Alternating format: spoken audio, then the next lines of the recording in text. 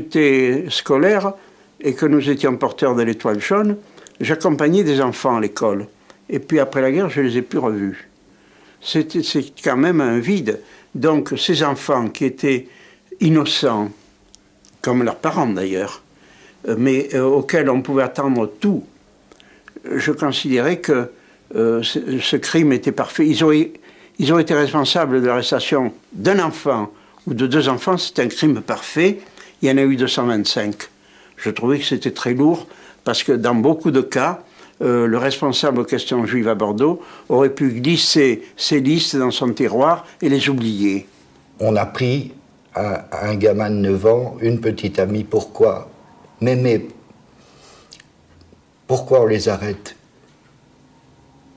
Elle me dit, chut, il ne faut pas le dire, ce sont des juifs. Mais je dis, grand-mère, le Christ était juif. Chut, il ne faut pas le dire, ils ne savent pas. Et pendant toute l'après-guerre, tout ce temps-là, j'ai pensé, et pendant très longtemps, j'ai pensé à Sarah, que j'appelais toujours Christiane, mais qui ne s'appelait pas Christiane. Et vraisemblablement, elle n'est jamais revenue. Après la libération des déportés, après les films, après tout ce qu'on a vu,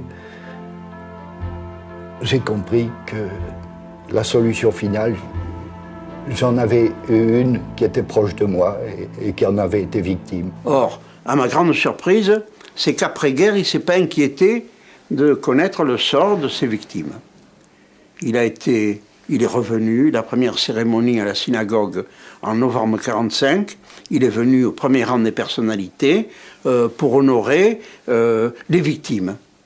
Les plaintes dont je suis l'objet s'inscrivent dans une manœuvre politique engagée au moment des élections présidentielles et reprise à la veille des élections municipales